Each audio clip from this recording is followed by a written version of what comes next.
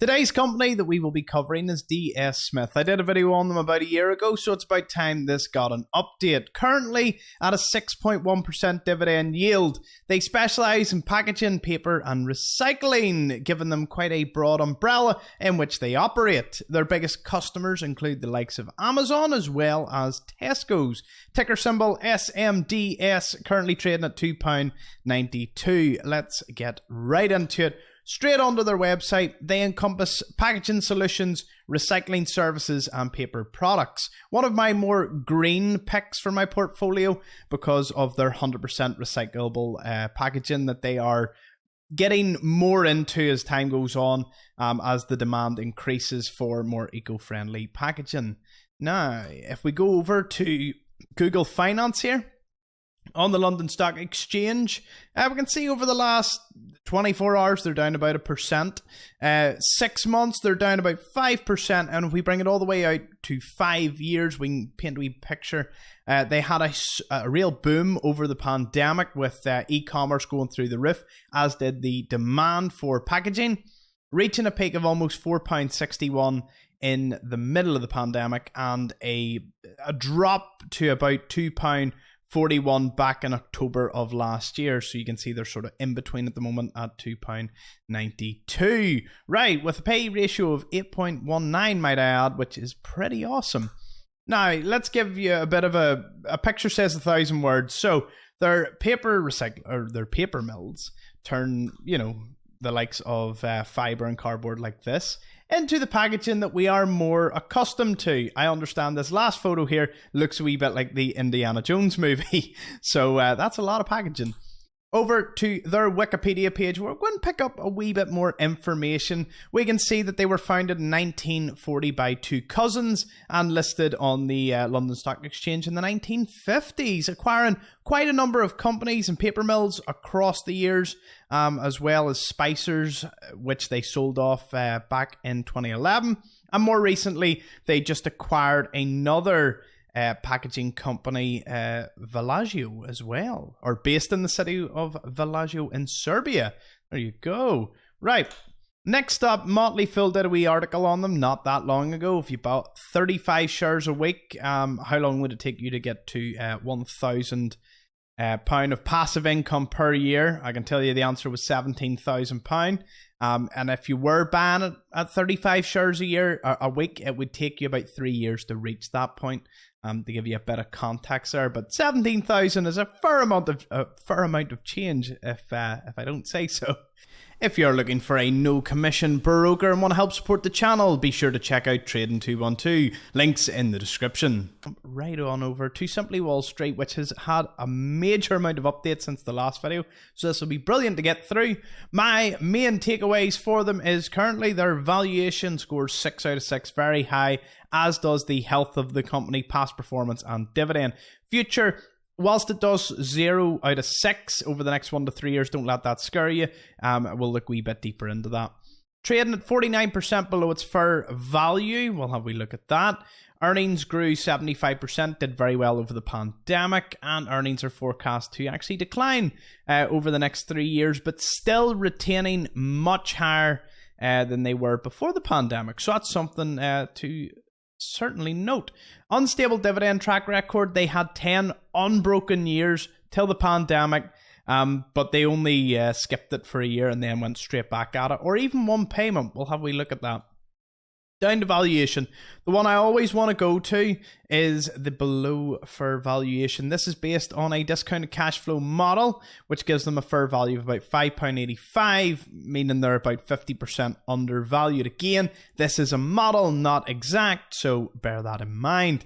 Down to future growth. Now, as you can see, whilst it is forecast to actually go down, you can see that earnings is still well above pre-pandemic levels, as is revenue. So something to consider.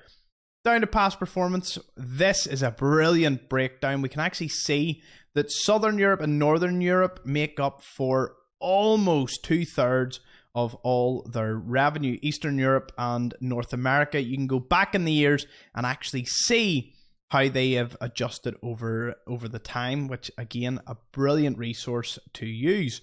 Down to financial health, I always like to check this. I love financially healthy companies. In terms of their long-term assets, they're sitting close to 7 billion against 2.3 billion in long-term liabilities. More importantly, though, when we come down to their debt-to-equity history and analysis, we can see that they're currently sitting at 47%. They have lowered their debt over the past couple of years, picking up a wee bit with acquisitions more recently. Sitting with about 472 million in cash. So something to note. When it comes to their debt coverage, though, operating cash flow, it's well covered. Interest payments are also well covered by earnings before interest and tax at nearly a 13 times coverage. So again, these are some metrics that I like to hone in on when I'm looking at a stock myself. Of course, none of this is financial advice. It's just me having a wee look through it. Now, 50% payout ratio, not too bad. 6.1% yield, very nice. Industry average is about 3.7, so they are quite ahead of some of their competition. When it comes to this graph, they actually added the dividend payments more recently, so you can see that usually it's 2 per year. Their final one is obviously the higher paying one. The interim is the smaller one. They skipped out 1 or 2 payments between 2020 and 2021, and they've resumed it back. Their yields through the roof, and their dividend payments, you can see from the graph that they have continued to increase year on year, and they're back to higher than pre-pandemic levels. So again, a great sign of things to come, hopefully, for DS Smith. When it comes to their management, Miles Roberts, the CEO, has been in currently for about over 13 years, not too bad. Ownership, I always love to have we nosy past this. We can see here the institutions make up the bulk of it at 86%, with the general public in second place. Aviva, BlackRock, Vanguard make up the top 3. When having a look at any stock, it's always good to call in the Dividend Max, a simple to use platform, completely free. There's no sponsorship from them on this channel. I just always love visiting them because you can throw in the number of shares you're thinking of maybe purchasing, or just to get a rough idea as to how much previous payments. And if you do sign up with them, you can get future payments as well. I do want to give a bit of a breakdown just in case anyone isn't familiar with how dividends work. The declaration date is the date they announce this is the dividend, this is what we're paying. The ex-dividend date is the day you must own the share in order to be entitled for the dividend payment, which means you would need the share the day before the ex-dividend date, a very important note. So say 14th of December 2023, you would need the share to have purchased your shares on the 13th of December, so keep that in mind. Pay date is it can be accurate sometimes depending on your exchange. It could be a few days after, you could even get it earlier.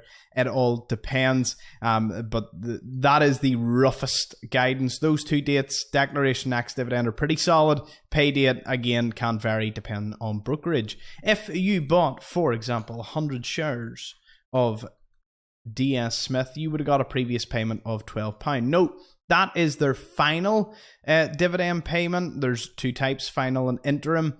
Interim tends to be the one that's not as much for most companies. Final tends to be the higher one per share. If you want to break down here, you can go all the way down and it'll give you each and every one of their dividends forecasted and declared, as well as a few other charts. Yes, you can get a lot of this in Simply Wall Street, but remember, Dividend Max is completely free and you can use it anytime. Always good to call in and use different sources for any research. For example, 12 pence, and then the previous one 6 pence, and you can see the pattern as it slowly increases their dividend per share. Right, let's head on over to Alpha Spread now. Again, I love to show you as many resources as you can use for different calculations. In this case, it's intrinsic value. As you can recall, back in Simply Wall Street, we had a look at a similar method of calculating this. Alpha Spread specializes in intrinsic value, though. You can see that it currently sits around £4, which is a 31% undervaluation. You can do best case and, of course, worst case to get a general idea. It even breaks down what intrinsic value is. Brilliant website, highly recommend you check it out. Links are in the description. It goes into quite a bit of detail. I do believe that you get about 3 stocks a week that you can view on Alpha Spread for free.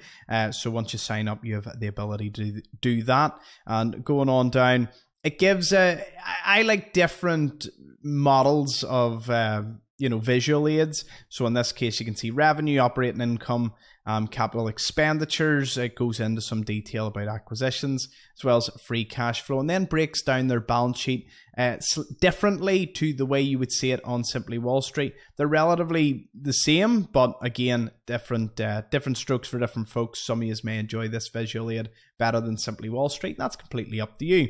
Hopefully, though, through all these tools, you've got a better idea of DS Smith, their dividend yield, and a wee bit of who they are and what they do. Hopefully, the video has been helpful for you. Let me know in the comments below. Thank you so much for watching. I'll catch you all in the next one.